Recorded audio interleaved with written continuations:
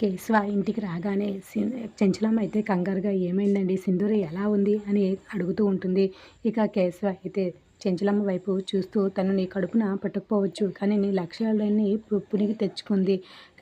నీ లక్షణాలు ఉన్న తనని ఎవరు భయపెట్టగలరు, ఎక్కడ ఎలా ఉండాలో తనకు బాగా తెలుసు చెంచలమ్మ, నువ్వేం కంగారు పడకు అని అంటూ ఉంటుంది. ఇక అంటూ ఉంటాడు కేశవ అయితే. అప్పుడు చెంచలమ్మ అయితే మాత్రం ఎన్ని నా లక్షణాలు పుచ్చుకున్న విజయమ్మ తెలివి ముందు తన అనుభవం ముందు తన నాటకాలన్నీ సాగవండి. విజయమ్మ నాటకాలు తనకి అర్థం కావు, ఎన్ని ఎత్తులైన వేస్తుంది అని చెంచలమ్మ అనేసరికి అవును, కానీ అత్తారింట్లో ఎలా ఉండాలో, ఎలా మసులుకోవాలో ఒక బిడ్డ తండ్రికి ఒక తండ్రి బిడ్డకు చెప్పినట్టు అన్నీ దగ్గరుండి చెప్పాను, నువ్వేం కంగారు పడకు అని చెప్తూ ఉంటాడు. ఇక చెంచలమ్మ ఆలోచనలు పడుతూ చెప్తూ ఉంటాడు కేశవ.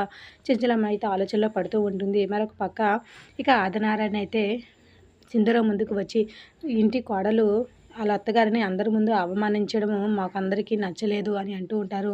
అవును, ఆ మాత్రం ఇంగిత జ్ఞానం కూడా నీకు లేదా? ఇంటి కోడలు అందరి ముందు అత్తగారిని అవమానించకూడదని ఆదినారాయణ అనేసరికి ఇక అప్పుడైతే అవునండి, ఏదైనా మంచి కుటుంబం నుండి వస్తే కదా తనకి ఆ లక్షణాలన్నీ ఉండడానికి అని అక్కడున్న విజయమ్మ కూడా అంటూ ఉంటుంది.